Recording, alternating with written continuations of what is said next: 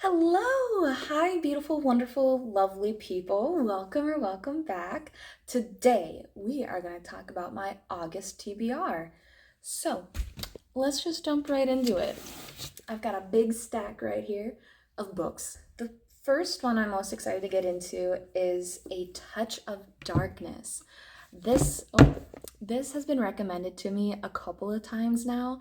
It is, I think, a huge series. It has multiple books in it, but it's about Persephone's and Hades. I think rather than the books being POV, they're so like in here, I think it's just Persephone's point of view, but there's a Hades book in his point of view with this same timeline. And so I think the idea is that you read Persephone's first, and then you go and read Hades, and then you kind of like go back and forth as the timeline progresses. So this is book one. I got it. I gifted to myself for my birthday. Let me read you the back. Okay. So it says, "Let me worship you," he said. His request felt sinful and devious, and she reveled in it. And she answered, "Yes." Persephone is the goddess of spring in title only. Since she was a little girl, flowers have only shriveled at her touch. After moving to New Athens, she hoped to lead an unassuming life, distinguished as a mortal journalist. All of that changes when she sits down in a forbidden nightclub to play a hand of cards with a hypnotic and mysterious stranger. I'm gonna leave the rest. So this is the first one I'm going to read. Super excited about it. I finished one series, and so I'm ready to start a new one. So yeah, I'm going to start this one. So the second book I got for my birthday, which I'm really, really excited. I've picked this book up like every time I go to Barnes & Noble, just even if it's just to browse and not get anything, I always pick this book up and I like walk around with it, but I never buy it. And so I've looked at this book like 4 or 5 times now, and so I finally like pulled the trigger. I'm like, I want this for my birthday, and I got it. It's the Spell Shop, and I got it from a secondhand store. There's this super cute secondhand bookstore, but they also sell new books as well. It is called Scout and Morgan's Books in Cambridge. So if you're in Minnesota and you want a super cute bookstore, go to Scout and Morgan Books. But yeah, I got this one. It's actually a special edition, and it was cheaper to get it at this secondhand bookstore than to get it at Barnes and Noble. Because to get it at Barnes and Noble, like what's this cover? What's this kind of cover card? Paper cover? Soft cover? Soft cover. To get this book in soft cover at Barnes and Noble, it was like $20, I think.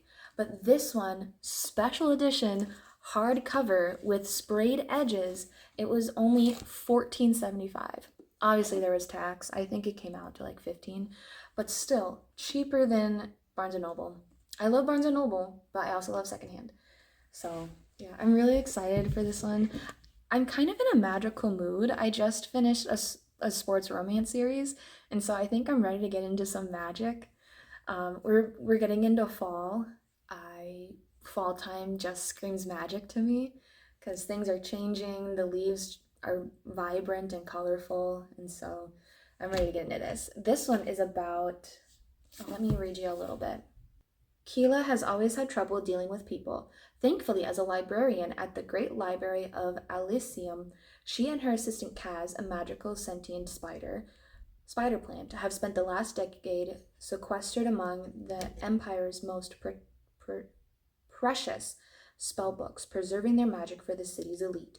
When a revolution begins and the library goes up in flames, she and Kaz flee with all the spellbooks that they can carry and head to the remote island Keela never thought she'd see again, her childhood home. Taking refuge there, Keela discovers, much to her dismay, a nosy and very handsome neighbor who can't take a hint and keeps showing up day after day to make sure she's fed and to help fix up her new home. So, I'm very excited about that. And look how cute it is. I usually take the dust jacket off, and so even with the dust jacket off, like,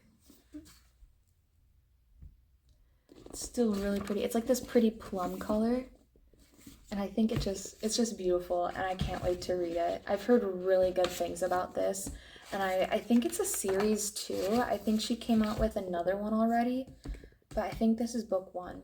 So excited for that. The third book on my August TBR is The Rose Bargain. I saw, oh God, what was her name? M is a Scottish book bestie, and she read this book and she loved it. I've heard it's like Bridgerton, but with magic. My mom read it. She said it was okay, but I have been craving Bridgerton, and with the new series coming out, I want to get excited for it. So I think by reading this, it'll get me excited for the next Bridgerton series. So yeah, it's about when one makes a fairy bargain, one must be prepared to pay the price.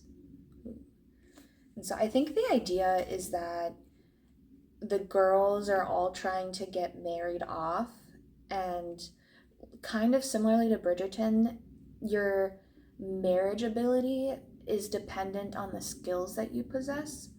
And so you exchange like the ability to play piano for the ability to feel happiness.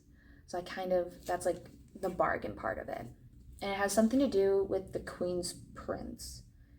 But look how beautiful. Again, I take the dress jackets off. Look at how cute that is. I love green. Green is one of my favorite colors. And so, look how beautiful. And I love, smells good. We should make a sticker that says like book smelling club, or like, I'm not crazy.